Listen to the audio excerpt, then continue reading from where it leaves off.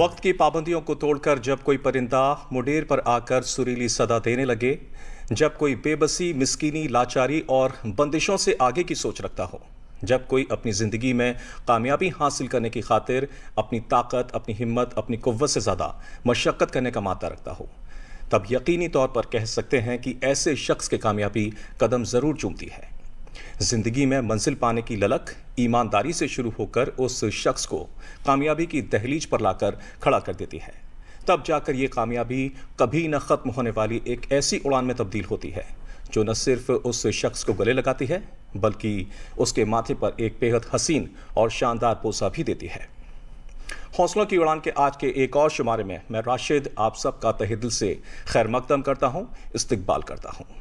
नाजरीन, आज मुलाकात, बात, एहसासात और जज्बात का एक तफसीली सिलसिला एक ऐसी अजीम हस्ती के साथ जिसने अपने हुनर से, अपनी कलम से, अपने लुफ्त-अंदोज़ करने वाले अंदाज़ बयां से और अपनी क्रिएटिव थॉट प्रोसेस से एक ऐसी मिसाल पेश की कि अपनी लीगेसी का परचम भी लहराया और अपने चाहने वालों को लगातार लुफ्त-अंदोज़ कर रही हैं। आइए बहुत अदब और एहतराम के साथ इस्तकबाल करते हैं और खैर मकदम करते हैं। कोई और नहीं, ये हैं सहर जमा। जब भी बेटी ने कहा हंसकर अलविदा, मुझको लगा ऐसा कि फरिश्तों ने दुआएं दी हैं मुझे। बेशक बेटियां घर की रौनक होती हैं। अक्सर लोग बेटियों की विलादत पर मायूस हो जाते हैं, लेकिन जब बेटी सहर जमा जैसी हो तो सीना फख्र से चौड़ा हो जाता है। सहर जमा ने जो भी काम किया बेहतरीन किया और माशरे को नई रोशनी दी।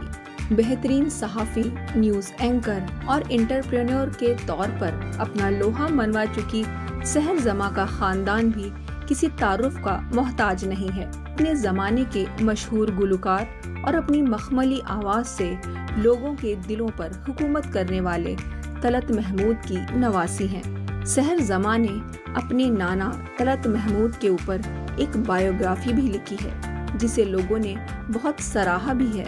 यूं तो सहर जमा का सफ़र बहुत लंबा और शानदार है, लेकिन अभी वो न रुकी हैं और न थकी हैं। आइए जानते हैं सहर जमा की कहानी उन्हीं की जुबानी। बहुत बहुत आपका इस्तकबाल और खैर मकदम हौसलों की उड़ान के एक और नए शुमारे में। नहीं, आपका बहुत ज़्यादा शुक्रिया। आपने इतनी खूबसूरती के साथ मेरा तारुफ़ कराया, तो इसका बहुत शुक्रिया। मैं बहुत खुश हुई यहाँ जी। ये कहा जा सकता है कि जो काम आपने अब तक किए हैं जी, उनकी खूबसूरती इस कदर है कि वो आपको सरबोर करती है। और हौसलों की उड़ान में वही शख्सियतें आती हैं जिन्होंने की ज़िंदगी में कुछ मकाम हासिल किए और कुछ अचीवमेंट्स हैं उनकी, तभी वो हौसला उनके अंदर रहा, तभी ये मंच और मकाम है। मुझे भी बहुत इज्जत और फ़ख्र महसूस हो रहा है आपके साथ इस मंच को शेयर करते हुए। चलिए, जैसा आप कहें। वो 25 साल का सफ़र शुरुआत करते हैं। 25 साल का एक बहुत ही कहें कि उतार चढ़ाव भी होंगे, क्योंकि हौसले तो वहीं तभी ज़रूरत होती है हौसलों की जब उतार चढ़ाव आते हैं। और सभी जानते हैं कि सहर जमा एक मारूफ टीवी प्रेजेंटर और साथ ही साथ एक बहुत ही आउटस्टैंडिंग ऑथर। इसके अलावा उनकी जो अंदाज़े बयां रही टीवी डिबेट्स के अंदर, एक लंबे अरसे से हम लोग देखते रहे लगातार, और आज हौसलों की उड़ान में उनके साथ लगातार मुखातिब हैं। तो प्रश्न ये कि वो कहते हैं ना कि ज़िंदगी है तो ख्वाब हैं और ख्वाब हैं तो मंजिलें हैं, मंजिलें हैं तो रास्ते हैं, रास्ते हैं तो कठिनाइयाँ हैं, बिल्कुल, और कठिनाइयाँ हैं तो हौसला है, और हौसला इस बात का है कि जीत हमारी होगी। बिल्कुल। कहाँ देखती हैं सहर जमा अपने आप को? भाई, शुरुआत ख्वाबों से हुई और इसलिए मैं यहाँ तक पहुँची हूँ। आई थिंक कहीं भी पहुँचने के लिए ख्वाब देखना बहुत ज़रूरी है, तभी आप अपना रास्ता समझ पाएंगे कि किस तरीके से सफ़र किया जाए। और जैसे आपने कहा, हौसलों की बहुत ज़रूरत है। जब भी आप चाहे आप एक छोटा सपना देखें या बड़ा सपना, छोटे सपने बन बन के एक बड़ा सपना बनता है। और माशरे में रहने के साथ साथ कभी कभी माशरे को साथ लेके चलना, कभी नहीं साथ लेके भी चलना पड़ता है। उसमें हौसले की ज़रूरत होती है, मगर मंजिल को पाना ज़रूरी हो जाता है। तो यही सफ़र रहा है। दो तरीके होते हैं सहर जी की। एक तो ये कि आपने कोई ख्वाब देखा और उसके पीछे आप चलना शुरू करते हैं, फिर कहते हैं कि मैं तो अकेला ही चला था, लेकिन लोग साथ आते गए और कारवां बनता गया। ये एक है ज़िद वाली बात कि अश्क आंखों में आए जाते हैं, फिर भी हम मुस्कुराए जाते हैं, कभी मंजिल को पाने की खातिर आशियां खुद ही जलाए जाते हैं। बिल्कुल, आप जब एक रास्ता लेके चलते हैं तो कई लोग हैं जो आपको समझ पाते हैं, वो साथ में चल पड़ते हैं फिर, और उसके साथ साथ ताकत भी मिलती है। यू नो, आई मीन अभी तो हम लोग एक बहुत एब्स्ट्रैक्ट टर्म्स में बात कर रहे हैं, मगर जब स्पेसिफिक्स में आ जाए कि अगर मुझे जर्नलिज्म करना है, पत्रकारिता करना है, या बाकी जो मैंने काम किए हैं वो ऐसे नहीं थे कि उसके रास्ते बने हुए थे, रास्ते बनाने पड़ते हैं, और जब एक नई सड़क बनती है तो लोग भी उसमें जुड़ जाते हैं। हालांकि सड़क का आपने जिक्र कर दिया, ये बात मैं पूछूंगा ज़रूर, क्योंकि जिक्र कर ही दिया है सहर जी ने, तो मैं बता दूं कि सड़क पर एक मटेरियल यूज़ होता है और उसके अंदर एक रिफ्लेक्शन होती है, शायद ये अच्छे से उसको बयां कर पाएंगी, और उस चीज़ को उन्होंने चमक पट्टी चमक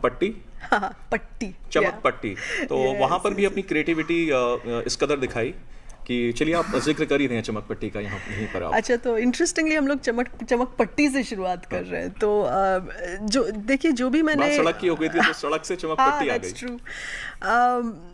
जो भी मैंने अपनी ज़िंदगी में किया, उसकी नींव मेरे पत्रकारिता में है, क्योंकि 25 साल का पत्रकारिता का सफ़र है, और जो बाकी सारा जो काम जुड़ा है, चाहे वो कला में हो, कल्चर में हो, ऑरेंज इकोनॉमी में हो, वो सब मेरे पत्रकारिता से ही निकल के आया। तो एक चमक पट्टी भी एक ऐसी चीज़ है, एक मेरा आर्ट प्रोडक्ट है कला का, वो भी पत्रकारिता से इस तरीके से निकल के आया कि मैं देखती कि हमारे जो रोड साइनेज में जो मटेरियल यूज़ होता है, जो स्टिकर यूज़ होता है ग्लो इन द डार्क, जो ट्रक्स में, और जो I was doing some research on the life of truck drivers, उससे ये निकल के आया कि तो मैं अलग अलग मुख्तलिफ़ तरीक़े के प्रोडक्ट्स लेती हूँ, और वो सड़क का जो मटेरियल है, जिसको लिटरली रिफ्लेक्टिव स्टिकर, चमक पट्टी कहते हैं, वो मैं हैंड कट करके डिज़ाइन पैटर्न्स में अलग अलग, चाहे वो फैशन एक्सेसरीज़ हो, चाहे वो कप्स हो, टेबल फर्नीचर हो, या बड़े बड़े वॉल इंस्टॉलेशंस हो,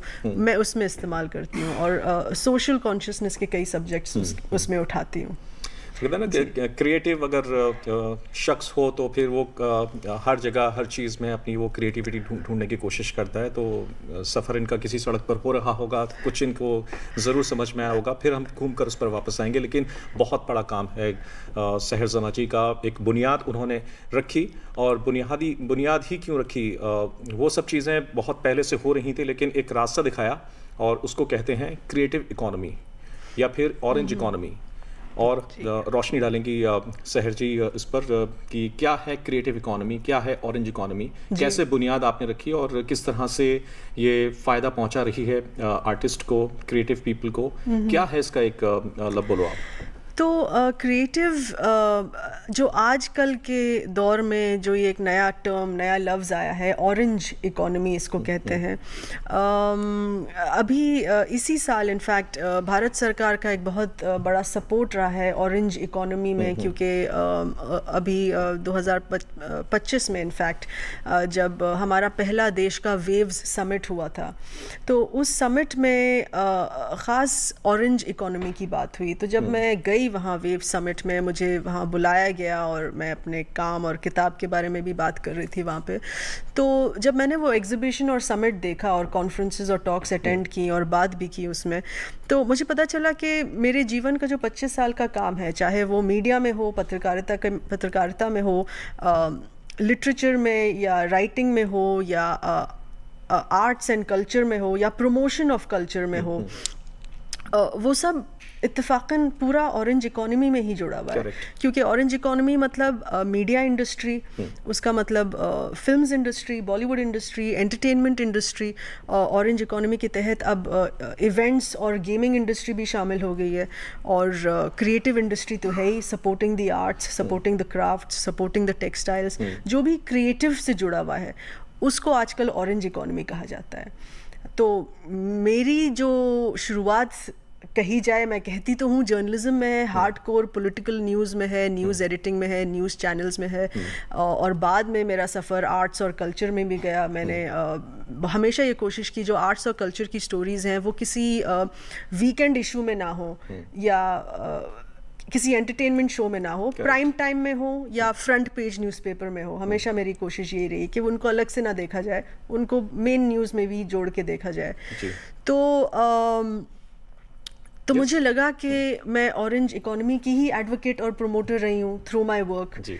सो and this term has been given to us and anywhere you join economy, आप इकोनॉमी लफ्ज़ किसी चीज़ से जोड़ दीजिए तो उसकी मार्केट वैल्यू बढ़ जाती है और फिर लोग उसको और सीरियसली देखने लगते हैं। वो कहते हैं ना कि कौन सी जाँ है जहाँ नहीं जलवाए माशूक, शौक दीदार है तो नज़र पैदा कर। तो नज़र इनके पास थी और शौक भी था और उसको आपने रीडिफाइन किया ऑरेंज इकोनॉमी के रूप में। तो मुझे थोड़ा सा और बताएं कि कहाँ बुनियाद रखी, how did you scratch orange economy, what exactly it works and gives a strengthen to the artist specifically? वो एक्चुअली एक ऑर्गेनाइज्ड सेक्टर में आ जाता है। फिर अगर आप बोलें कि ये क्राफ्ट्समैन हैं, ये आर्टिस्ट हैं, इसमें काम कर रहे हैं, या जर्नलिज्म और मीडिया को एक सॉफ्ट इंडस्ट्री भी माना जाता है कि हम लोग को मेन इकोनॉमी में नहीं जोड़ा जाता है। ऐसा जितने भी हमारे न्यूज़ पब्लिकेशंस हैं या न्यूज़ चैनल्स हैं और सब, वो एक देश का सॉफ्ट पावर माना जाता है। मगर when it enters organise sector में एक इकोनॉमी के तहत आता है तो तब उसमें इस तरीके की सीरियसनेस होती है कि भारत सरकार फंड्स भी दे रहा है उसके लिए, दूसरे स्पॉन्सर्स और प्लेयर्स और इंडस्ट्री भी में आ रहे हैं उसको सपोर्ट करने, जैसे हमारी इवेंट्स इंडस्ट्री है या म्यूज़िक कॉन्सर्ट्स हैं। तो एक बहुत ही ज़रूरी हिस्सा देश के इकोनॉमी में बन जाता है। डेफिनेटली मुझे अनायसी आपसे बात करते करते पता नहीं कि एक सॉफ्ट प्रोग्राम है हौसलों की उड़ान और हम जो अचीवर्स हैं उनको सलाम पेश करते हैं और यहाँ पर इज्जत भी उनको बख्शी जाती है। और नहीं, मगर मैं आपसे कहना चाहूँगी, जैसे आप कह रहे हैं सॉफ्ट प्रोग्राम है, तो कॉन्वर्सेशंस और चैट्स जैसे हार्डकोर पॉलिटिकल न्यूज़ या नहीं माना जाता सॉफ्ट प्रोग्राम है। मगर आजकल मीडिया का एवोल्यूशन इस तरीके से हुआ है कि जैसे आप देखिए हम यहाँ पॉडकास्ट में बैठे हैं, अब वैसे तो दूरदर्शन उर्दू या डीडी उर्दू में बैठे हैं जो बहुत ही ट्रेडिशनल माना जाता है, बट आपने भी एक वक्त के साथ चलते चलते एक पहला पॉडकास्ट दूरदर्शन का शुरू किया, तो आप नई टेक्नोलॉजी से जुड़े, आपका सोशल मीडिया पे भी पेज है, तो कॉन्वर्सेशंस आजकल कहीं ज़्यादा ज़रूरी हो गए हैं। अब वो सॉफ्ट नहीं रहे, अब वो बिल्कुल मेन हिस्सा बन चुके हैं।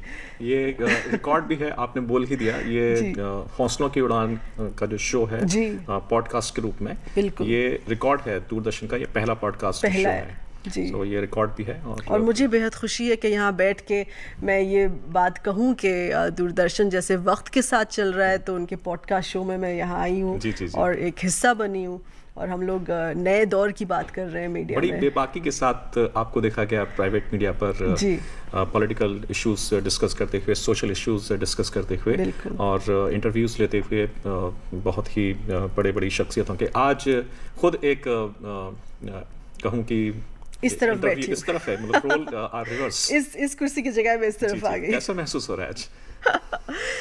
देखिए, सवाल ज़्यादा आराम से पूछे जाते हैं क्योंकि और सीधे सवाल या कड़क सवाल या सॉफ्ट सवाल जैसा भी ज़रूरत हो उस वक्त की, वो ज़्यादा आसानी से पूछे जाते हैं। मगर इस तरफ बैठ के जवाब देना मतलब एकदम से अपने बारे में इतना सोचना थोड़ा सा मुश्किल हो जाता है, क्योंकि हम दूसरों के बारे में, दूसरों के किस्से, दूसरों की कहानियाँ, दूसरों की पीड़ा बताते हुए इतने मसरूफ़ हो जाते हैं कि हम अपना सफ़र भूल जाते हैं। बिल्कुल वैसे भी जर्नलिज्म में, पत्रकारिता में ये है कि आप किसी और की बात रखिए, हम अपनी बात तो कभी नहीं करते।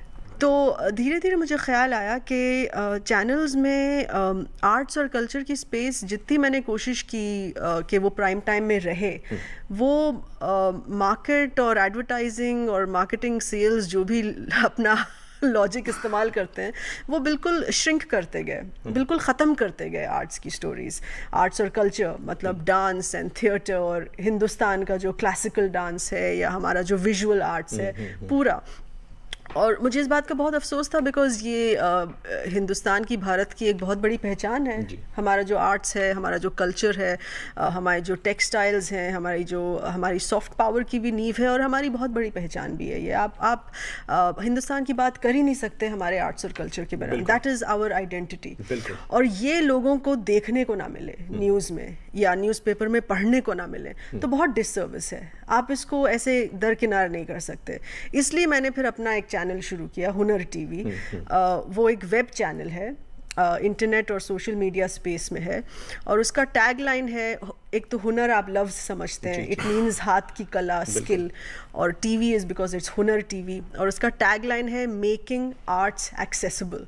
मतलब लोग ये देखें कि एक आर्टिस्ट हैं जैसे एम एफ हुसैन साहब हैं या हमारे तैयब मेहता साहब हैं, विजुअल आर्टिस्ट, वो एक पेंटिंग बना रहे हैं तो वो यही हल्का फुल्का काम नहीं कर रहे, बहुत ही गहरी सोच के साथ वो कैनवस पे अपना एक डायलॉग रख रहे हैं। बिल्कुल। अपनी एक कला हल्की फुल्की है ही नहीं, बहुत सोच के साथ बनती है। या हमारे जो राइटर्स हैं, ऑथर्स हैं हिंदुस्तान के, जब if our author gets a Booker's prize या हिंदी लिटरेचर में किसी को साहित्य में एक पुरस्कार मिल रहा है तो वो एक बहुत ही गहरी सोच के साथ लिखी गई ये किताब और एक बात बताना चाह रहा है लेखक लोगों को।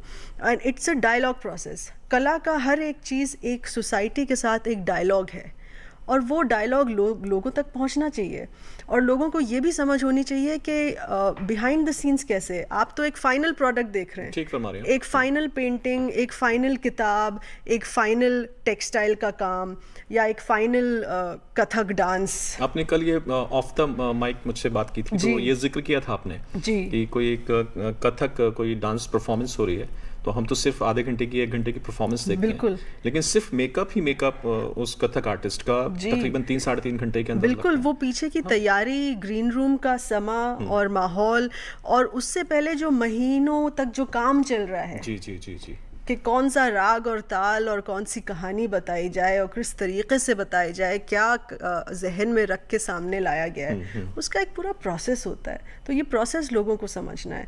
तो हुनर टीवी में इसी तरीके की कहानियाँ हैं कि आर्टिस्ट का सिर्फ एक इंटरव्यू नहीं करना, उसके स्टूडियो में भी जाके देखना है वो कैसे चीज़ बना रहा है। कि डांसर है उसके स्टूडियो में भी जाके देखना है कि उनके परफॉर्मेंस में कैसे एक स्टोरी और डांस जुड़ के आ रही है। अगर एक लेखक किताब लिख रहा है तो उनके राइटिंग डेस्क पे जाके देखना कि क्या क्या रिसर्च है, क्या उनका थॉट है और ट्रिगर क्या था, क्यों उनको लगा कि ये किताब लिखी जाए, क्या थिंकिंग कि सोचने का प्रोसेस क्या है। So that is all about हुनर टीवी, जो आपको पीछे का दिखाए और पूरा प्रोसेस दिखाए। एक्सक्लूसिवली ये क्राफ्ट और आर्ट को ही समर्पित है। जी, मैं उसका दायरा बढ़ा के ऑरेंज इकोनॉमी ही डालूंगी क्योंकि उसमें आर्ट्स और कल्चर के तो हैं ही बहुत कहानियाँ और इंटरव्यूज़, मीडिया से भी जुड़े लोगों के हैं, और बस यही है कि लोगों को समझ हो कि अगर ऑरेंज इकोनॉमी से जो लोग जुड़े हुए हैं वो अपना काम कैसे सामने रखते हैं। बिल्कुल। एम एफ हुसैन साहब का जिक्र किया सहर जी ने, और एम एफ हुसैन सभी वाकिफ़ हैं इस नाम से, किस कदर बड़े आर्टिस्ट रहे और बड़े ही सम्मानीय हिंदुस्तान के आर्टिस्ट एम एफ हुसैन। लेकिन कुछ एक रोमांटिसाइज होती है उनकी स्टोरी, उनकी लाइफ, जब माधुरी दीक्षित का इंक्लूजन होता है उनकी आर्ट और क्राफ्ट के अंदर। लेकिन एम एफ हुसैन और सहर जमा का क्या एक ताल्लुक़ है, वो भी ज़रा बताएं। बहुत ख़ास ताल्लुक़ है और उनके तकरीबन ज़िंदगी के आखिर 10-15 साल में मैं उनसे बहुत करीब हो गई और दोस्त बन गई। मिली तो थी मैं ऑफ कोर्स एक पत्रकार के तौर पे उन पे कहानियाँ करने, उन पे डॉक्यूमेंट्री करने, मगर उनके आखिर ज़िंदगी तक वो उनको मेरा काम बहुत पसंद आया and he was very close to me. हम लोग काफ़ी बातें करते थे और उनका आखिर का टाइम ऐसा भी था कि थोड़ा दर्द भरी कहानी बन गई क्योंकि कुछ प्रोटेस्ट हुए थे उनके नाम, कुछ पेंटिंग्स के ख़िलाफ़ और सब, और कुछ थ्रेट्स भी मिले थे जिसकी वजह से उन्होंने सोचा चलिए मेरे लॉयर तो यहाँ पे केसेस संभाल लेंगे मगर मैं अभी इत्मीनान से काम नहीं कर पा रहा तो मैं देश के बाहर जाऊँ। तो आखिर के उन्होंने अपने ज़िंदगी के आखिर के 4-5 साल देश के बाहर गुजारे। तो उस वक्त मैं गई थी दुबई जहाँ वो रह रहे थे, एक कहा जाता है सेल्फ इम्पोज्ड एग्जाइल, उन्होंने अपने आप को ही एग्जाइल कर लिया, बाहर कर लिया देश से। और वो उनका लास्ट रिकॉर्डेड इंटरव्यू था उनके गुजरने से पहले। वो मैंने CNN IBN के लिए किया था, जो CNN का इंडिया चैनल है। और वो बहुत मशहूर हुआ क्योंकि वो यही दिखाया कि बिहाइंड द सीन्स हुसैन साहब की ज़िंदगी क्या चल रही है आजकल, किस काम में वो मसरूफ़ हैं और क्या कर रहे हैं, और क्या उनको लगता है, क्या उनकी पीड़ा है जो देश में चल रहा था उस वक्त, और वो क्यों वापस नहीं आ पा रहे हैं। स्थापित किया गया है एक दोहा कतर जी, में तो अभी उनको गुजरे तो तकरीबन 11 साल हो गए, 11-12 साल। मगर नवंबर 2025 में मुझे दोहा से बुलावा आया, क्योंकि वहाँ की जो शेखा हैं उन्होंने उन्हीं के नाम पे एक म्यूज़ियम लॉन्च किया, MF हुसैन म्यूज़ियम कहलाता है। और वो आखिर के 1 साल दोहा के सिटीज़न बन गए थे, कतरी सिटीज़न बन गए थे, इंडियन पासपोर्ट उन्होंने दे दिया था। और तो वो एक वादा था शेखा मुअज़्ज़ा बिन नासिर का कि मैं हुसैन के नाम, MF हुसैन साहब के नाम एक म्यूज़ियम बनाऊंगी। तो उस म्यूज़ियम के उद्घाटन के लिए मुझे बुलाया गया, क्योंकि मैं मशहूर हो गई, उनके जो रिपोर्ट डॉक्यूमेंट्री की थी, लास्ट रिकॉर्डेड इंटरव्यू था। तो वो एक पूरे हिंदुस्तान के लिए एक बहुत ही, हिंदुस्तान में जो कला से जुड़े हुए हैं और जो उनके फ़ैन्स हैं, मैं सिर्फ हिंदुस्तान से 1-2 पत्रकारों को बुलाया था और मुझे न्योता मिला उसका। बहुत ही एक ज़बरदस्त स्पेशल मोमेंट था, क्योंकि इतना बड़ा म्यूज़ियम हमारे एक हिंदुस्तानी आर्टिस्ट पे कहीं नहीं बना है, देश में भी नहीं है। देश में भी मॉडर्न मास्टर्स हैं या कंटेम्प्रेरी, मगर वो एक ग्रुप की तरह, एक सिंगल इंसान के लिए, आर्टिस्ट के लिए एक म्यूज़ियम नहीं बना है। तो वो उन्हीं के नाम है। और म्यूज़ियम उन्होंने डिज़ाइन भी किया जब वो जिंदा थे, और उसी डिज़ाइन के बेसिस पे आर्किटेक्ट ने पूरी इमारत खड़ी की। क्या ऐसा भी रहा होगा कि जब जिंदा थे तो शायद ये एडवोकेसी कर गए कि इसका उद्घाटन हो तो शहर के हाथों हो? मुझे लगता है शायद मेरा नाम उनके लिस्ट में था, क्योंकि उनको बहुत पसंद आया मेरे तरीक़े की जो पत्रकारिता थी, और उस म्यूज़ियम से जुड़े, और उस म्यूज़ियम में उनका जो एक आखिरी काम बना, वो भी पोस्थुमसली उनके गुजरने के बाद दोहा ने वो काम ख़त्म किया। उसका कई जिक्र मेरे इंटरव्यू में था, क्योंकि वो एक लास्ट इंस्टॉलेशन बना रहे थे विद ग्लास हॉर्सेस। हुसैन के घोड़े तो बहुत मशहूर हैं, मगर उस म्यूज़ियम में वो ट्रायल एंड एरर से मुरानो ग्लास में वो घोड़े बना रहे थे, स्कल्पचर।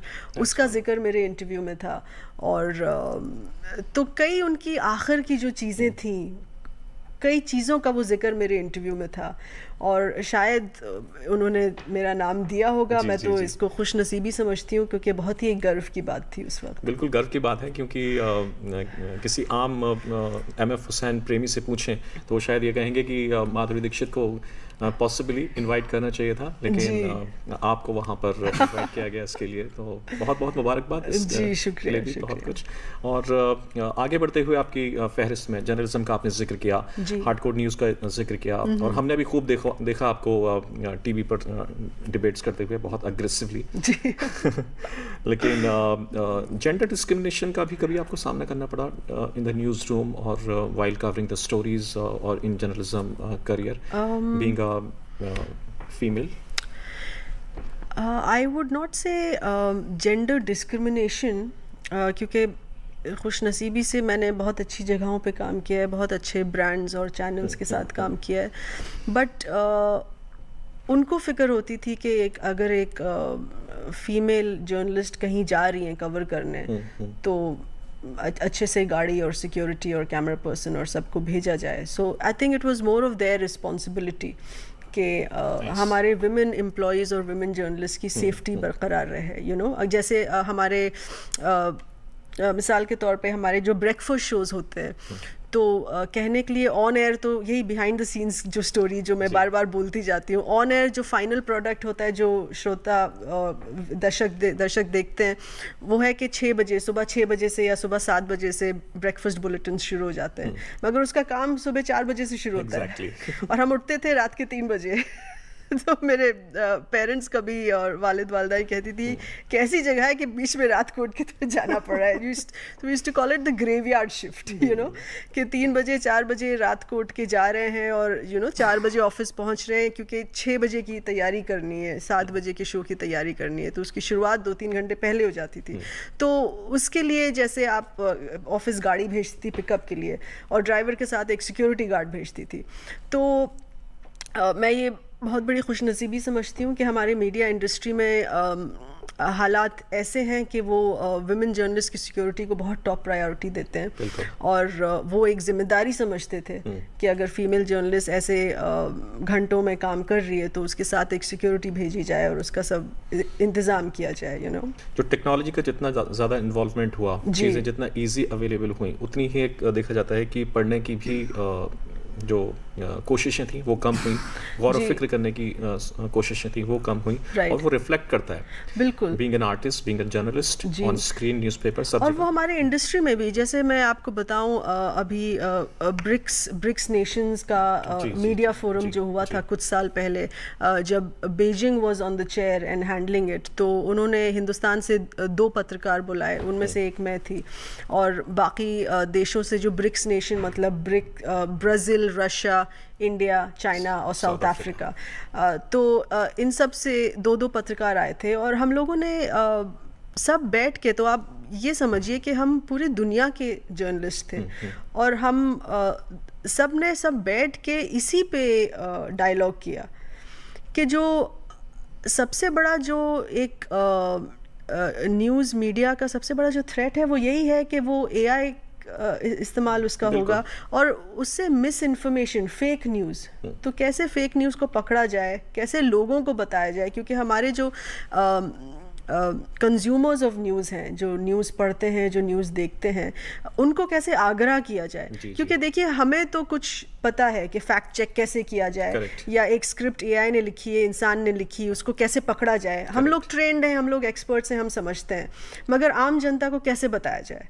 तो यही डिस्कशन था कि क्या कुछ टूल्स बनाए जाएं या कुछ ऐप्स बनाए जाएं जिसमें फ़ेक न्यूज़ कैच हो जाए, या लोगों को ये आदत बनाई जाए कि आप जो भी पढ़ रहे हैं थोड़ा सा और वक्त निकाल के क्रॉस चेक कर लीजिए, क्योंकि फ़ेक न्यूज़ में तो लोगों की जान भी जा चुकी है, तो ये मामूली चीज़ नहीं रही। अगर फ़ेक न्यूज़ लोगों की जान ले रहा है या फेक न्यूज़ न्यूज़ में तो वहशत फैला रहा है, ऐसी वहशत फैला रहा है कि किसी की जान चली जाए या किसी ऊपर आँच आ जाए गलत, तो ये छोटी बात नहीं रही। तो बहुत चौथा स्तंभ नहीं कहा गया ना, बिल्कुल, ये बहुत बड़ी जिम्मेदारी है। डेफिनेटली। एक और आपने कुछ हिंदुस्तान के जो पड़ोसी मुल्क हैं वहाँ पर भी कुछ दौरे किए, और role define was a topic to discuss कि सब कॉन्टिनेंट का क्या रोल हो मीडिया को लेकर, तो उस पर आपकी क्या एक रोशनी डालना चाहेंगी? कुछ न्योते आते रहते हैं दूसरे देशों से, क्योंकि जो अगर हम इंडियन सब कॉन्टिनेंट के जो नेबरिंग मुल्क हैं, हमारे साथ के मुल्क या एशिया में जो हैं, उसमें सबसे बड़ा मीडिया इंडस्ट्री तो हिंदुस्तान में ही है, तो वो लोग हम लोगों को एज लीडर ऑफ मीडिया देखते हैं, लीडर ऑफ न्यूज़ इंडस्ट्री। तो ऐसे न्योते आते रहते हैं कई देशों से, तो उसमें यही डिस्कशन होता है, अपना कुछ काम दिखाते हैं कि किस तरीके से रिपोर्टिंग की और मीडिया में आवाज़ उठाना क्यों ज़रूरी है, मीडिया जनता को एक सहारा देता है, एडिंग स्ट्रेंथ के, जैसे अगर कोई भी इशू हो, अगर किसी चीज़ में अगर कैसे समझाएं, जैसे प्रोटेस्ट हो रहे हैं या कोई समझने की, कोई अच्छी भी खबर फैलाने की ज़रूरत है, जैसे अगर सरकार का आयुष्मान भारत स्कीम जो है उसके पॉजिटिव्स कैसे लोगों को समझाया जाए, बताए, इंफॉर्मेशन भी देता है, बिल्कुल जी, और सबसे बड़ा सोशल मीडिया का इस्तेमाल कैसे किया जाए, बिकॉज़ बाकी के मुल्क अभी सोशल मीडिया इतना इस्तेमाल नहीं कर रहे हैं या कंपैरिजन में कम कर रहे हैं जितना हिंदुस्तान कर रहा है, तो उसकी भी कभी ट्रेनिंग देनी पड़ती है कि कैसे आप अगर टीवी के लिए एक रिपोर्ट बना रहे हैं तो वो सोशल मीडिया में अगर बनाई जाए, इंस्टाग्राम या फेसबुक के लिए, तो थोड़ी बदल जाती है। हर एक जो शख्सियतें होती हैं तो उनको अगर केक मान लिया जाए और केक पर एक चेरी ऑन द केक भी होता है, ठीक है, मुझे लगता है जो आपकी पूरी जर्नी है उसको जी। भी अगर मैं केक की तरह पर मान लूँ तो उस पर एक चेरी अभी बाकी है, उस पर हम अच्छा। डिस्कशन शुरू करेंगे, लेकिन उससे अच्छा। पहले कहते हैं ना कि वो शख्स जो रोशनी की राह पर निकला था, वो शख्स जो रोशनी की राह पर निकला था, देखो खुद भी रोशन हो गया है। क्या बात है। तो आप बहुत शुक्रिया आपका, बहुत शुक्रिया। और मैं आई एम वेरी क्यूरियस, ये क्या चेरी है जो आप बात करेंगे इसकी? ये मैं बात ज़रूर करूँगा। और उससे पहले कि आपने जिक्र किया कि ट्रेनिंग्स भी आप देती हैं जी। यंग जनरेशन को, जी, तो बिल्कुल। किस तरह की ट्रेनिंग्स हैं? क्या आपने कि फैसला कर लिया है कि एकेडमिशियन बनने का एक, या फिर ये मसला पैरेलल ही चल रहा है? ये पैरेलल ही चल रहा है, क्योंकि आई थिंक आप ट्रेनिंग दे नहीं सकते जब तक आप जुड़े ना हो नौकरी के साथ या प्रोफेशन के साथ, क्योंकि हमारा प्रोफेशन ऐसा है कि उसकी टेक्नोलॉजी बदलती रहती है।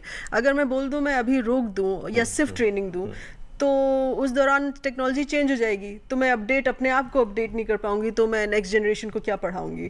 तो ये पैरेलल ही चल रहा है। और बहुत आजकल के नौजवान को क्यूरियोसिटी है कि कैमरा कैसे इस्तेमाल किया जाए। वैसे दे लॉट स्मार्टर देन अस। मतलब 25 साल पहले जब मैंने अपनी जर्नलिज्म की पढ़ाई की, हम लोग आईने के सामने खड़े होके प्रैक्टिस करते थे, अपनी शक्ल देखते थे, कि शक्ल कैसी लग रही है न्यूज़ करते वक्त, सीरियस कैसे लगते हैं, और डिक्टाफोन में ऑडियो कैसेट में रिकॉर्ड करते थे अपनी आवाज़ कि देखी जाए कि माइक्रोफोन में अपनी आवाज़ कैसे आ रही है। क्योंकि आप जैसे आम जिंदगी में बात करते हैं, एकदम से माइक्रोफोन जब आ जाता है, like for example I have to read something, immediately my voice changes. If I have to say news, तो एकदम से एक सीरियस आ जाता है, आवाज़ थोड़ी डीप हो जाती है, सीरियस हो जाती है। तो वो सब प्रैक्टिस हमने आईने के सामने और ऑडियो कैसेट के सामने की। आजकल तो बच्चों के पास मोबाइल फ़ोन है, आप मोबाइल खड़ा कर दीजिए और वीडियो बनाएं।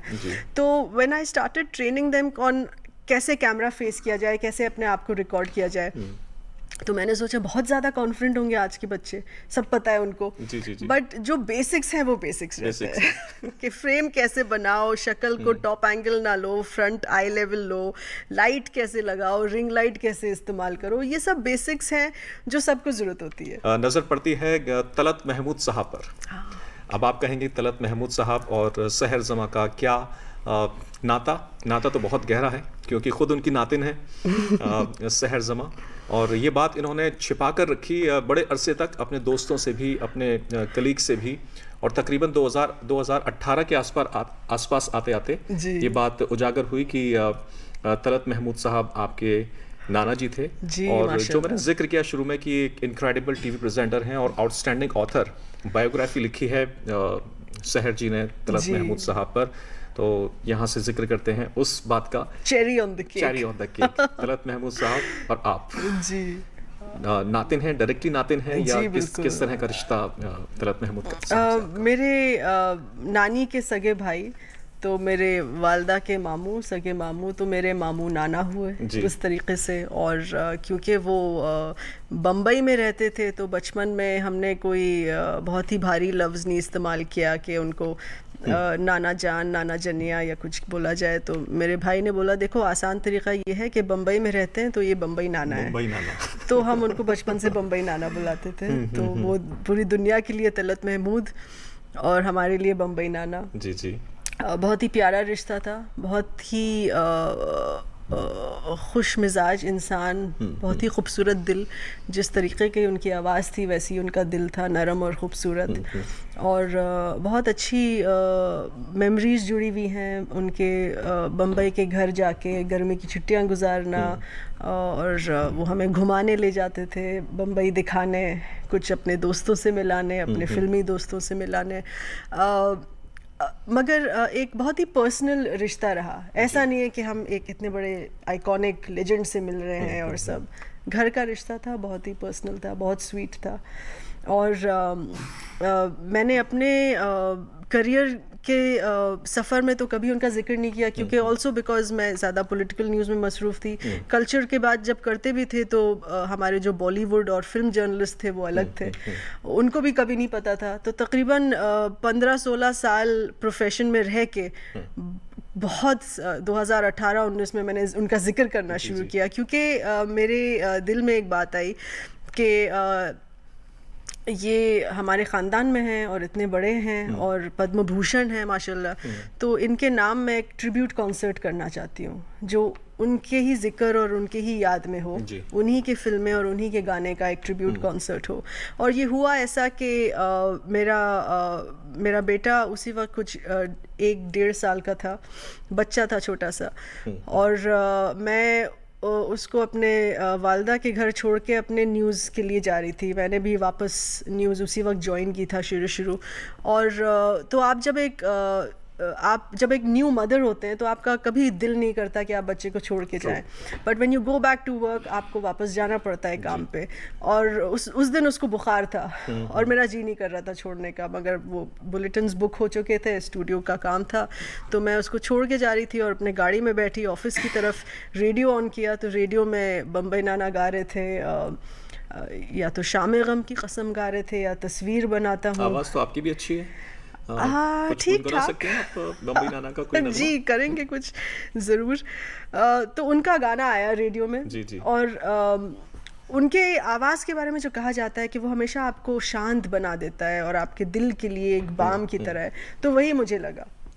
मैं अपने आंसू पूछ रही थी और उनका गाना सुन के अपने आंसू पूछ रही थी क्योंकि वो मुझको शांत कर रहे थे। तो मैंने सोचा इतनी बड़ी शख्सियत हमारे ख़ानदान में, इनके लिए मैं एक ट्रिब्यूट कॉन्सर्ट शुरू करना चाहती हूँ। तो वहाँ से शुरुआत हुई और फिर मैंने मीडिया में उसके बारे में बात किया, स्पॉन्सर्स ढूंढने शुरू किए, तब लोगों को पता चला। और फिर मेरे सारे दोस्तों ने और हमारे बॉलीवुड रिपोर्टर्स ने सब कॉल करके बड़ी शिकायत की कि हम तुमको इतने साल से जानते हैं, तुमने बताया नहीं कभी। तो 2022 में जो आपने जो किताब का जिक्र किया, जी। वो ऐसा शुरू हुआ कि मुझे ख्याल आया कि आने वाले 2 साल में 2024 में उनकी जन्म शताब्दी है, बिल्कुल। तो उनकी पूरी जीवन कथा मेरा लिखने का जी था।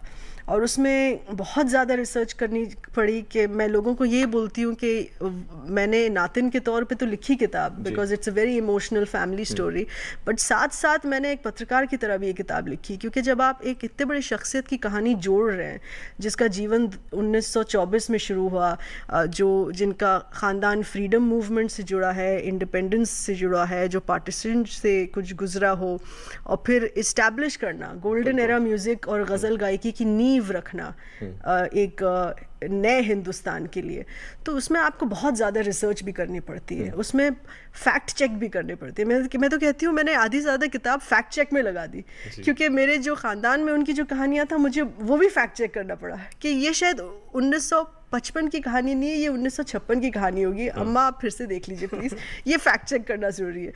तो 2 साल का वो कोशिश थी कि मैंने किताब तैयार की, और वो इतनी मशहूर हुई, पूरे देश भर में उसका दौरा किया, मुख्तलिफ इंटरव्यू, फेस्टिवल, बुक टॉक्स में, और बहुत लोगों ने सराहा और उसको प्यार दिया। तो मुझे ये खुशी है कि उनकी जन्म शताब्दी बहुत अच्छी तरह मनाई गई। उसी किताब को लेकर फिर लोगों ने एक थिएटर शो किया, एक डांस शो किया, म्यूज़िक शो किया। तो जो मेरा एक्सपेक्टेशन था कि किताब लिखी जाए, उससे कहीं आगे उसका सफ़र चला गया। सेल्फ पब्लिश भी किया आपने किताब? जी बिल्कुल। और एक पहलू ये भी है कि जब आप पब्लिकेशंस के साथ टाई अप करते हैं तो उसकी एक लिमिट होती है, हाँ। 60,000 वर्ड्स, और आई गेस आपकी किताब जो है वो तकरीबन 90,000, बिल्कुल सही फरमाया आपने जी। क्योंकि जो पब्लिशर्स होते हैं उनके लकीरें बहुत होती हैं, और मैं डिब्बे में बंद हो नहीं सकती, क्योंकि मैं अपने तरीके से लिखती हूँ, और इतने न्यूज़पेपर्स में कॉलम्स और आर्टिकल्स लिख चुकी हूँ, एक अलग स्टाइल है। और मैं तस्वीरें डालना चाहती थी किताब में बहुत। मेरी किताब में हर तीसरे पेज में तस्वीर है। अगर आप ट्रेडिशनल पब्लिशर को दें तो वो सिर्फ बीच में तस्वीरें डालते हैं, ग्लॉसी पेजेस में, किताब भर में नहीं डालते। और मेरे किताब में जैसे जैसे उनका सफ़र है, बचपन की तस्वीरें, जवानी की तस्वीरें, बुज़ुर्ग की तस्वीरें, हर 3 पेज में कोई ना कोई तस्वीर आ रही है। बहुत एक्सक्लूसिव तस्वीरें भी हैं, फैमिली एल्बम्स की हैं कई, जो कभी किसी ने देखी ना हो। और मैं ये भी चाहती थी कि 2024 तक ही रिलीज़ हो, उससे तारीख ना बदले। जी। तो इस सब की वजह से मैंने डिसाइड किया, क्योंकि मैं इसको सेल्फ पब्लिश ही करती हूँ। बहुत मुबारकबाद। मैंने बहुत रेफरेंसेस पढ़े उस किताब के बारे में। जी, शुक्रिया। और पता लगा कि एक तरीके से वही मैंने कहा कि चेरी ऑन द केक, इतने ज़बरदस्त करियर पर एक किताब आ गई है और वो आपको इतना मारूफ कर रही है कि मारूफ पत्रकार तो आप रही हैं, लेकिन इससे जो आपको ये तो बहुत ही ज़्यादा इमोशनल एक जर्नी थी। जी। और तलत साहब पर अगर थोड़ा सा और आगे बढ़ें तो कहते हैं कि दिलीप कुमार साहब, यूसुफ साहब के साथ उनकी आवाज़ सबसे ज़्यादा मेल खाती थी। बिल्कुल। और एक यूसुफ साहब का व्यक्तित्व, शख्सियत, और दूसरा तलत साहब की शख्सियत। कहते हैं कि of the screen they were very jolly और बड़े ही कहते हैं कि जिंदा दिल इंसान और हंसी मजाक करने वाले। तो ये सही बात है क्या? बिल्कुल। मेरे किताब में एक पूरा चैप्टर डेडिकेटेड है उनकी और दिलीप कुमार साहब और तलत नाना की दोस्ती। वो एक तो उनका प्रोफेशनल पार्टनरशिप है और एक पर्सनल पार्टनरशिप भी है। बहुत गहरी दोस्ती थी। जैसे आपने कहा, कई लोग सुनते थे, उनकी आवाज़ उनके एक्टिंग करियर से इतनी जुड़ गई कि ऐसा लगता था दिलीप कुमार साहब खुद गा रहे हैं। स्पेशली जो उनका ट्रेजेडी किंग का जो फेज़ है, जो देवदास का फेज़ है, फुटपाथ है, शामे गम की कसम आज गमगी है हम, आप अगर ये गाना सुनिए तो थोड़ा ऊंचा चला जाता है फिर तो मैं गज़ल गाऊंगी आपके लिए जाते जाते, वो ज़रूर गाऊंगी नाज़रीन के लिए। जी जी बिल्कुल, सबके लिए। तो आप उनकी एक्टिंग देखिए, उनकी डायलॉग डिलीवरी देखिए। वो उसी सॉफ्टनेस और धीमीपन से निकलती थी जैसे उनकी आवाज़, मखमली आवाज़ निकलती थी। मगर वो दोनों मिजाज से भी बहुत जुड़ते थे। जैसे लिटरेचर, उर्दू लिटरेचर, शायरी का बहुत शौक़। अगर आप तलत नाना के गाने सुने, वो हमेशा कहते थे मेरे लिए लफ्ज़ अच्छे होना बहुत ज़रूरी है। अगर मुझे लफ्ज़, कोई बेहुदा लफ्ज़ मिले तो मैं वो गाना छोड़ देता हूँ। तो उनके लिए शायरी बहुत खालिस नहीं मगर सोफिस्टिकेटेड या सफाई की और डिसेंट, वो होना बहुत ज़रूरी है गानों में। तो दोनों उर्दू लिटरेचर के बहुत शौकीन थे। दोनों के मिजाज बहुत एक जैसे थे। यहीं पे एक बात मेरे जहन में और आ रही है कि यूसुफ साहब, नाम तो खैर यूसुफ साहब था। हाँ। और मशहूर हुए दिलीप कुमार के नाम से। और ऐसे कुछ और किस्से हमें देखने को मिलते हैं, लाइक राजीव भाटिया अक्षय कुमार के नाम से मशहूर हुए। कुछ और लोग हैं जिनके असल नाम कुछ और हैं और किसी और नाम से वो मशहूर हुए। ये तपन कुमार की क्या कहानी है? यही कहानी है जो नाम बदला गया। अच्छा। तो देखिए, आज़ादी से पहले हमारी जो एंटरटेनमेंट फिल्म इंडस्ट्री थी वो कलकत्ता में हुआ करती थी। तो तलत नाना जब अपने पढ़ाई कर रहे थे, उन्होंने घर में ये कहा कि मैं अब आगे पढ़ाई करना नहीं चाहता, मुझे सिर्फ गायक बनना है। तो उनके वालिद साहब ने बोला देखिए गायक तो, और हम लोग अपने घर में, हमारे घर में मुशायरे और गज़ल गायकी की बैठकें होती थी। तो बहुत तलत नाना ने देखा अपने घर पे मुशायरे हो रहे हैं और गज़ल गायकी हो रही है, बेगम अख्तर जी भी आती थी घर पे परफॉर्म करने। तो उनको लगा कि मैं भी एक गायक ही बनूंगा। तो उनके वालिद साहब जो थे, तलत नाना के वालिद साहब, उन्होंने कहा भाई ये तो पॉसिबल नहीं है, हम बहुत ख़ानदानी लोग हैं और हम जो हैं प्रमोट करते हैं दूसरे आर्टिस्ट को, मगर उससे ख़ुद नहीं कमाते और आप ख़ुद कमा नहीं सकते गायक बन के। तो उन्होंने ज़िद कर ली कि मैं पढ़ाई छोड़ रहा हूँ। तो उनके वालिद साहब ने बोला भाई पढ़ाई तो प्लीज़ खुदा के लिए तुम कर लो। तो उनका चलो ठीक है, मैं मौसीकी में ही पढ़ाई करता हूँ। तो उन्होंने जो अपना बैचलर्स किया वो भाटखंडे विश्वविद्यालय से किया, लखनऊ में ही है, और वो मौसीकी का किया। तो जब वो ख़त्म हुआ कॉलेज से, सीधा निकल के वो कलकत्ता गए क्योंकि हमारा इंडस्ट्री वहाँ पे था। आज़ादी के बाद फिल्म इंडस्ट्री बम्बई शिफ्ट हो गई। पहले कलकत्ता में थी, तो वहाँ उन्होंने कुछ अपनी गज़लें गाई और बहुत पसंद किया लोगों ने। तो हमारे एक बहुत ही बड़े दिग्गज कलाकार पंकज मलिक साहब जो न्यू थिएटर्स कलकत्ता से जुड़े हुए थे, उन्होंने बोला भाई तलत तुमने बेहद अच्छे गाने गाए, गज़लें तो बहुत ख़ास है तुम्हारी, मगर अब तुम आ ही गई हो कलकत्ता तो बंगाली भी गाओ। ठीक है। और जब भी बंगाली गाना, तलत महमूद बंगाली गानों में बड़ा अटपटा सा शायद लगे, तो तुम अब से बंगाली गानों के लिए तपन कुमार बन जाओ। क्या बात है। तो वो उनकी बंगाली गानों की कहानी है और उन्होंने सिरे से शुरू किया, बंगाली सीखी, फिर पढ़ा और उसको गाया। क्या बात है, इसे कहते हैं ग्रेट्स एक्चुअली। जी। उनके ऐसे ज़िंदगी में बहुत पहल हैं। अगर आप जब आपको मौका मिले और आपके व्यूअर्स को मौका मिले पढ़ने का। एक तो वो फर्स्ट ऐसे गज़ल गायक थे जिन्होंने एक नए हिंदुस्तान में गज़ल म्यूज़िक इंडस्ट्री पूरी इस्टेब्लिश की। इंस्पायर्ड भी किया आगे के कुछ ऐसे कुछ ग्रेड्स को, लाइक फॉर एन एग्जांपल जी वो खुद तो जगजीत सिंह। हाँ, हमारे जो जगजीत सिंह साहब हैं और मेहदी हसन साहब है वो नेक्स्ट जनरेशन गज़ल सिंगर्स हैं, और उन्होंने दोनों अपनी ज़िंदगी में हमेशा यही कहा कि अगर तलत महमूद साहब ना होते, वो खुद जगजीत साहब और मेहदी साहब खुद कभी गज़ल गायक ना बनते। वो इस तरीके का उनका ओहदा था। और उन्होंने पहले ग्लोबल कॉन्सर्ट शुरू किए। आप बताइए 1956 में he was the first Indian singer to start world tours. And he also fought for the royalty of the he also playback fought, singers. yes, royalty rights का उनका बहुत बड़ा मुहिम था, बहुत बड़ा 3 महीने का प्रोटेस्ट हुआ था। और ऐसे कई पहल उन्होंने किए हैं। न्यूयॉर्क में पहली बार परफॉर्म किया जब अंग्रेज़ी ऑडियंस के साथ बैठे, तो जो वहाँ का होस्ट था जो फ्रैंकलिन, जो बहुत मशहूर होस्ट था उस टाइम का, उन्होंने उनको फ्रैंक सिनाट्रा ऑफ इंडिया बोल के इंट्रोड्यूस किया। तो ऐसे उनके जीवन में बहुत पहल थे, सिर्फ गायकी से ही नहीं जुड़े, मगर वो ऐसे कलाकार थे जो सबको साथ में लेके चलते थे और इंडस्ट्री के भलाई के लिए काम किया उन्होंने। सबका साथ, सबका विकास, सबका विश्वास। बहुत खूब। तो यही है कहानी तलत महमूद साहब की, और ये है कहानी सहर जमा की। और वक्त की अगर वक्त इजाज़त दे तो बातें तो बहुत हो सकती हैं जी, कि इतना बड़ा एक सिलसिला है तलत महमूद साहब का भी और आपका भी। लेकिन थोड़ी सी एक बात लेकर आऊँगा कि कई बार ऐसा होता है कि जो चेरी ऑन द केक की मैंने बात कही, जी। कि आप बहुत कुछ अचीव करते हैं, लेकिन अचानक से कुछ ऐसा आता है आपकी ज़िंदगी के अंदर कि वो लम्हा या वो एक छोटी सी, मान लीजिए आपकी किताब, हाँ, या कोई एक छोटा सा रोल किसी हिस्टोरिकल बायोपिक के अंदर, तो कई बार आपको एक इतनी बड़ी शोहरत दिला देता है, जो आपका 25 साल का करियर एक तरफ और तलत महमूद साहब पर लिखी गई किताब एक तरफ। नहीं, वो तो मैं तो अपना तो वो समझती नहीं, क्योंकि वो उनका जीवन, उनकी गायकी, उनकी मौसीकी, उनकी कहानी जो मैंने इकट्ठा करके लोगों के सामने मैं फिर लाई। और एक वक्त ऐसा आया जब मैं किताब लिख रही थी, क्योंकि इतने साल गुजर चुके थे, कई अटकलियाँ आई थी, और मैं बैठ जाती थी सोच के अब कौन सा दरवाज़ा खुलेगा, मैं कहाँ ढूंढूं, फैक्ट चेक, रिसर्च कहाँ से करूं।